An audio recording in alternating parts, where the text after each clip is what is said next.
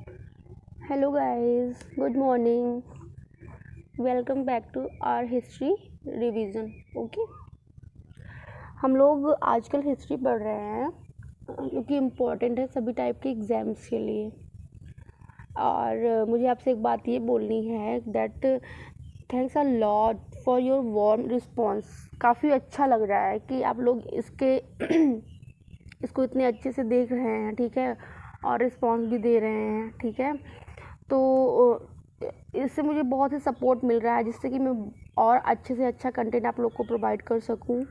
और and are you so admiring this lecture and ये effort हमारा ऐसे ही कंटिन्यू रहेगा। Okay, so don't worry and let's continue today's topic. Okay, तो जैसे कि कल हम लोगों ने Indus civilisation plus Vedic age कर चुके हैं, ठीक है।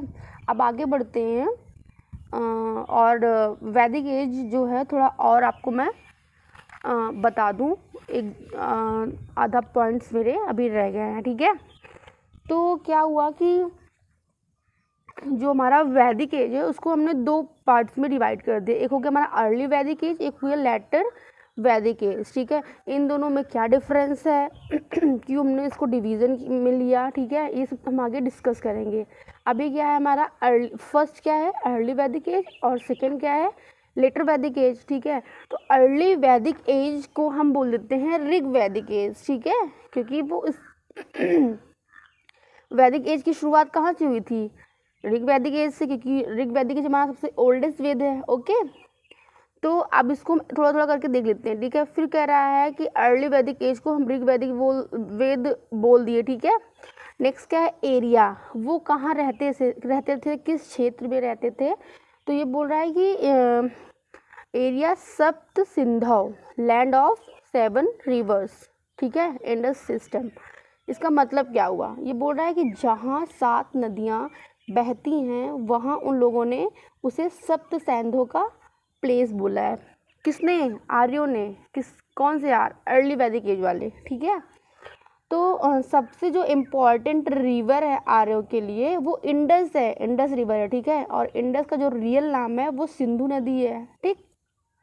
और जो ग्रीक वाले थे इसे इंडस रिवर बोला करते थे, बट जो अरब और पर्शियन लैंग्वेज है हमारी उसमें जो सिंधु है, मतलब जो सा वर्ड है उसको वो हा बोलते हैं। इसका जो प्रोनाउंसिएशन है सा का वो हा है, तो वो सिंधु नदी को हिंदू नदी बोलते हैं, ठीक है। कौन लोग, पर्शियन लैंग्वेज में सिंधु को हिंदू बोल देते हैं, ठीक है। अब क्या है हमारा नेक्स्ट क्या है कि इंडस सिंधु को हिंदू ने बोला, फिर ये क्या है 5 रिवर्स ऑफ पंजाब, ठीक है, ध्यान दीजिएगा। सिंधु नदी जो कि 5 रिवर्स ऑफ पंजाब है, ठीक है, जो कि पंजाब की 5 नदियों का ग्रुप है, समूह है, ठीक है।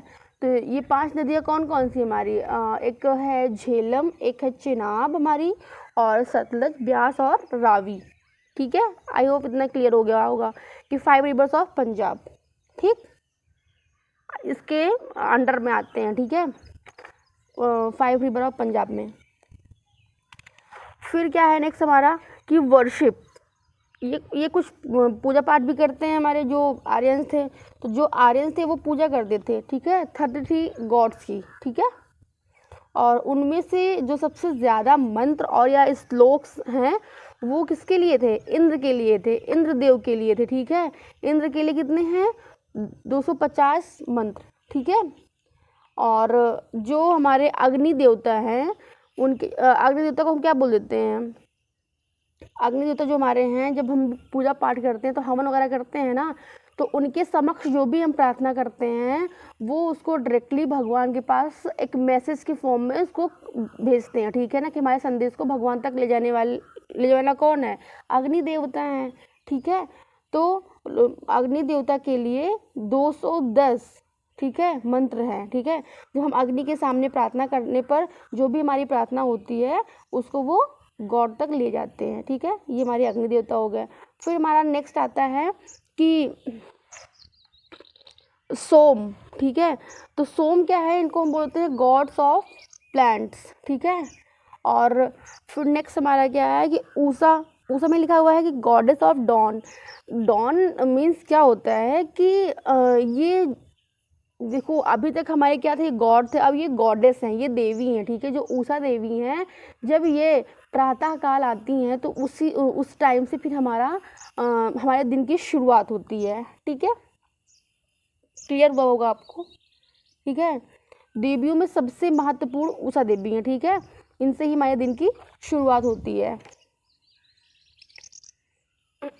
तो हमारा कहने का क्या मतलब हुआ यहाँ पे कि जो हमारा ऋग वैदिक है, ये जो चारों हैं हमारे, जो हमारा ऋग वैदिक है वो मोस्टली जो है नेचुरल फोर्स, उसमें जो है ज़्यादातर नेचुरल फोर्सेस की पूजा की जाती है, ठीक है, या करते हैं। और यहाँ पे मैंने आपको पहले ही बताया था कि कोई भी टेम्पल्स वगैरह नहीं थी, कोई कहीं पे मूर्ति स्थापना की मतलब कोई साक्ष्य नहीं मिले इन लोगों को, ठीक है। तो इसका मतलब यहाँ पे कोई मंदिर नहीं रहा होगा, ठीक है, मीन्स उनकी कोई टेम्पल या फिर उसमें मूर्तियाँ वगैरह स्थापित की हुई नहीं मिली, ठीक, तो टेम्पल कोई साक्ष्य नहीं मिला। ये सिर्फ मंत्रों का उच्चारण करते हैं, किसके लिए, गॉड को प्रेज करने के लिए, भगवान को खुश करने के लिए। आज क्या है कि मंदिर है, हम लोग पूजा पाठ करते हैं गॉड के प्रेज में।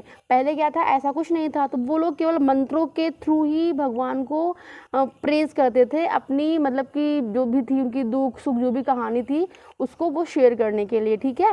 तो पहले ये मंत्र के सहारे ही अपना काम चलाते थे, ठीक है। आई होप चीज़ें क्लियर होंगी आपको इतना।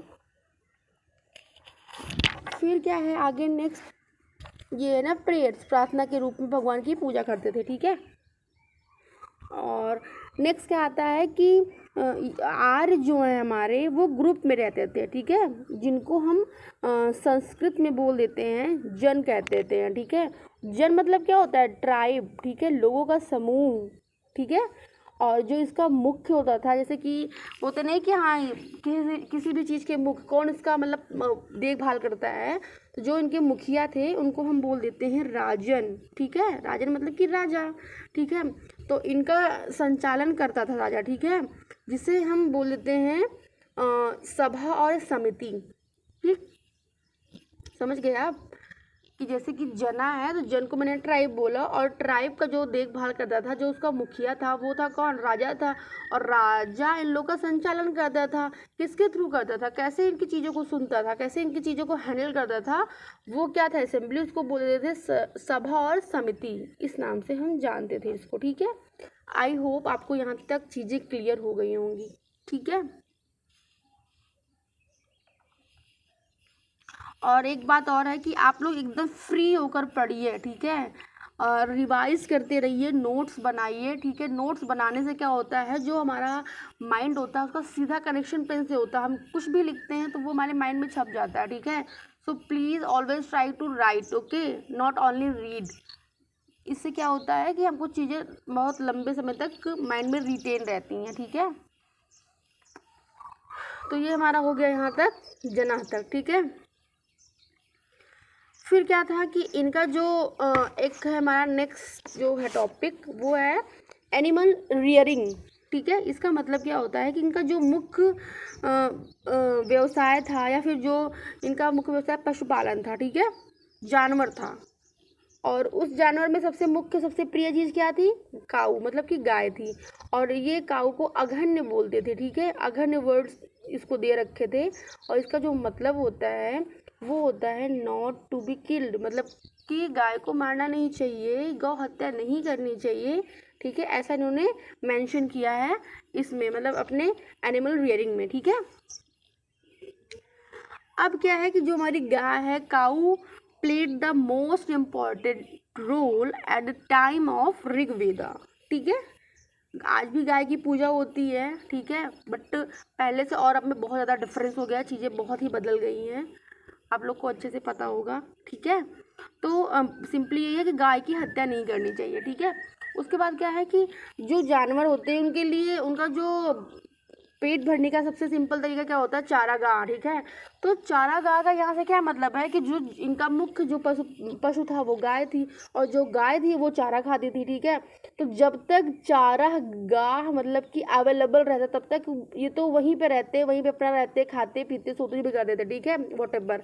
बट जैसे ही वो वहाँ पे फिनिश होता, वो चारागाह समाप्त हो जाता, तो ये लोग वहाँ से मूव ऑन करते नेक्स्ट प्लेस के लिए, कि हम ढूंढते कि हमें और कहाँ पे चारागाह मिल रहा है, ठीक है। ऐसा नहीं कि कांस्टेंट रहते थे, तो कांस्टेंट नहीं रहते थे, ठीक है। ये लोग घूम घूम कर रहते थे, जीवन का जो व्यतीत होता था घूम घूम कर होता था, एक कांस्टेंट नहीं था, ठीक है। फिर अगर वहाँ ख़त्म हो जाए तो फिर वहाँ से मूव ऑन कर देते थे। ऐसा इनका जीवन चलता रहा, कहीं कांस्टेंट नहीं रुक पाए, ठीक है। मीन्स घूम घूम कर जीवन को व्यतीत करना, यही इनकी लाइफ थी। और आई होप आपको चीज़ें यहाँ तक क्लियर हो गई होंगी, ठीक है। फिर क्या है कि जितने भी हमारे जो मंडल थे, 10 मंडल में 10वां जो मंडल था बहुत ही ज़्यादा इम्पोर्टेंट था, ठीक है। तो ऋग्वैदिक टाइम पे कि 10 मंडल में एक मंत्र है हमारा, ठीक है, जिसमें बताया गया है कि किस प्रकार सोसाइटी को 4 जो वर्ण हैं उसमें डिवाइड किया गया, उसमें विभाजित किया गया है, ठीक है। तो जो हमारी भारतीय व्यवस्था है, भारतीय व्यवस्था का जो वर्ण है उसका जो ओरिजिन है, ठीक है, जो उसका ओरिजिन है कहाँ से मिलता है? ऋग्वेद में, ठीक है। उन्होंने वहाँ पे समाज को 4 वर्णों में बांटा है, ठीक है। फर्स्ट हमारा क्या है? ब्राह्मण, क्षत्रिय, वैश्य, शूद्र, ठीक है। तो ये कहाँ से, इसका ओरिजिन कहाँ से है? इसका ओरिजिन उन्होंने बताया कि ये चारों वर्ण एक विराट पुरुष के बॉडी पार्ट से निकले थे, ठीक है, या निकले ही, ऐसा ऐसा वो मानते हैं, ठीक है। और आगे चलकर यही समाज को 4 वर्गों में डिवाइड करते हैं, ठीक है, ठीक। आगे चलकर यही समाज को 4 वर्गों में डिवाइड करते हैं। तो ये इतना आपको क्लियर हो गया होगा अच्छे से शायद ना। तो ऋग्वेद के 10वें मंडल में वर्ण का एक्सप्लेनेशन अच्छे से किया गया है, ये जो चारों वर्ण हैं, ठीक है। तो और आज तक हम, चलो ठीक है, आज बस यहीं तक के लिए, नेक्स्ट कल हम प्रोसीड करेंगे, ठीक है।